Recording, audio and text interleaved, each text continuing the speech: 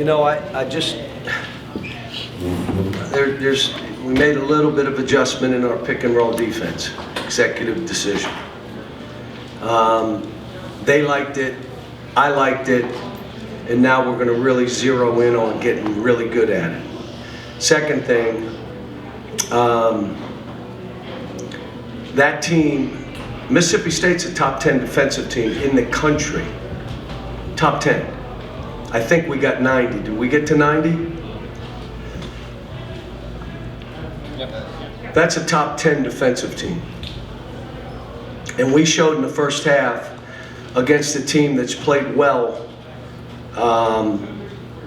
that we told on ourselves. We can guard. We got a lot of guys thinking about offense and what I can do. Well, today, you know what happened? They went on a run. A couple guys who weren't into the game and turned it. You're out. I'm playing these other guys. Don't be mad at me. You be mad at yourself. Now, next game, Robert could be out of his mind throwing hook passes and boom, it'll be him sitting. Or Reed getting beat defensively, bang, bang, bang, then he'll be sitting. And it's not a threat, it's be ready to play. They start to have, we just let them throw a ball to the post and we stood there. And then we gave them a three, we did. Wait a minute. And all of a sudden, it's a 12-2 run. So, but it's a good team we beat. Every game in this league is like a rock fight. Every game. Kids were ready today. I was really happy. Antonio was really good. Robert was really good. Reed was really good. Trey, I told him, you can't play as many minutes, sub yourself. And he did. We still got work to do playing two bigs. But we may have to do it if we're taking Trey out. I went with Justin some at 4, not bad. Gives us a 6'8", athletic wing 4. So, yes. Cal, Tone it was 6 for 7 on twos, 9 for 9 on free throws, did in a lot of different ways, Euro step backs, floaters. Just how far have you seen him come offensively in that regard from the last year? My favorite play for him, he started his dance, and usually what's he shoot? A step back bank misser. Doesn't go in, he's 2 for, I think he's 1 for 11 with that shot. I'm like, do your dance, you get happy, and then go by the guy. And he went by him and got fouled. You know, again, trying to give each of these individual players what they need and then what they got to do for us as a team. You saw a late game. Like you could tell we worked a couple days on late game stuff. It doesn't matter what the score was. It's what we were doing. And so we, you know, we got things to do, but this is a good team. We're a good team. And there, we lost that game in overtime. We made 15 threes, 22 assists, 11 turns, 9 block shots, scored 90 on the road, and you lose? Yeah, they made 17 threes. The next game they didn't, but they made 17 threes. And you know what? All of a sudden, Kentucky. I don't know if it's people's hope or their real opinion. I think it's their hope. So we've got another tough game coming up. Georgia, you ready? Has not lost a road game. Georgia has not lost a road. They're so excited about coming here and playing. Mike's got them playing now. It's another good team. This team beat Tennessee, and they got up 15-16. John, as you've been working to improve the defense on this team, how much of it was technique, how much of it is want to and desire? Because offense is fun, defense is hard work. Yeah, and it's playing desperate.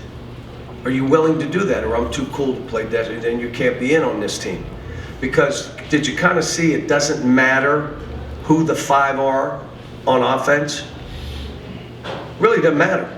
We'll score whatever 5 we put in. That means you better be rebounding, you better be defending, you better be talking, you better be connected to us, or I can play somebody else. That's not a threat. That is, come on guys, connect.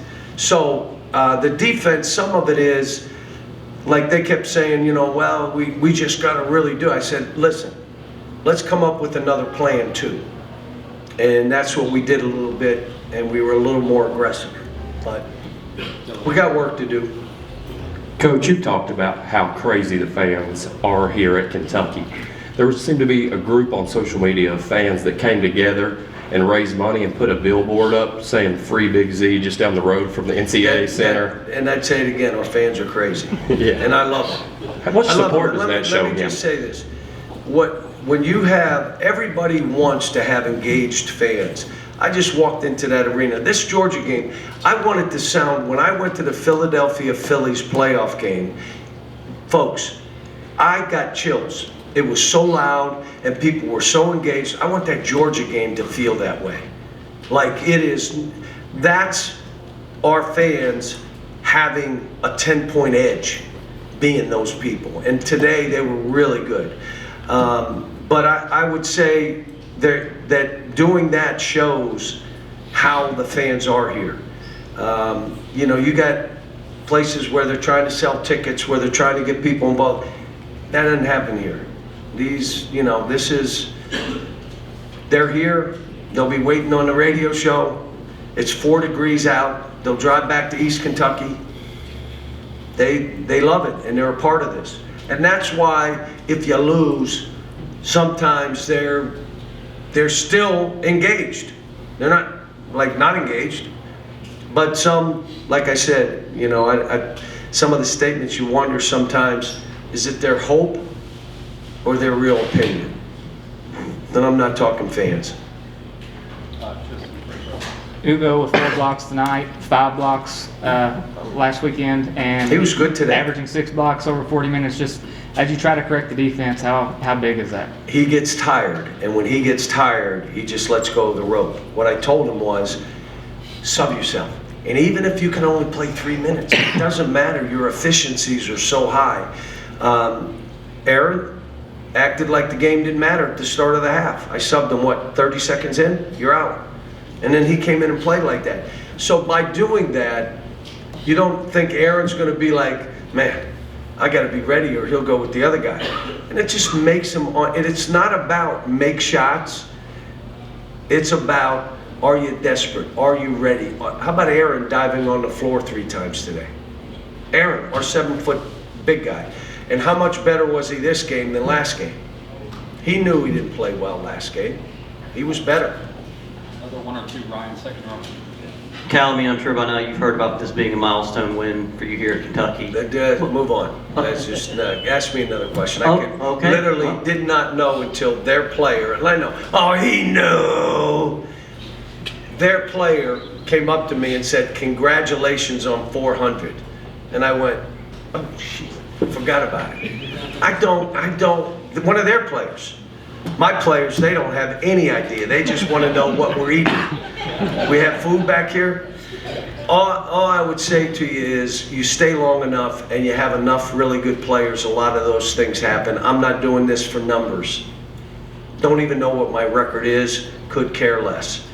But you could see I'm locked into how can I help these players. Some of it is, you know how you help them? You put them on the bench. You just sit them. That's how you help them. Other times you got to hug them. You're giving them books for positive thinking and different things to get them to think different. You're trying to teach them habits because their dominant habits are not real good when you're 19 and 20. They're just not good. You're trying to create new ones. And then every day is a battle of push and pull. And that kind of stuff happens. And I guess I'm right near Coach Rupp, right? I'm right there, a couple more games. I mean, you're a little less than halfway. Yep. Since you gave me permission to ask another question. So I probably am not going to have that. What I was going to ask with Big Z, have you guys talked about if it goes on too long, even if he gets eligible, hey, let's just redshirt, or if he gets eligible, I hey, won't second- redshirt him. Okay. I won't redshirt him. It's not fair for him to go through what he did to get into school, 2 months, what he's doing academically. how he is as a teammate. Every day he walks in, he says, "Hey, Coach Cal, yesterday or 2 days ago, I said to him, you know, I just want you to know I feel bad because I don't like how you were treated from the beginning to now." And he said, "Coach, I'm good. I'm good. I appreciate you saying it, but I'm good." He's just a great kid. He deserves, look, if it were your son, how would you feel right now? I mean, he just turned 20. He was a 19-year-old, 20, playing amateur basketball over there. They can make it however they want to make it. But, well, what about this? What about that? I get it. I get it. But, you know, he's a great kid that deserves it. And if he becomes eligible, I'll play him. I don't know how much. Maybe both big guys don't go, and then he goes nuts, and we look around saying, "Oh my gosh, they're not going to play anymore." Maybe, or maybe it's like, "Geesh, these two are better than him." We'll see. Let's just get him eligible. You ready for this? For him. For him.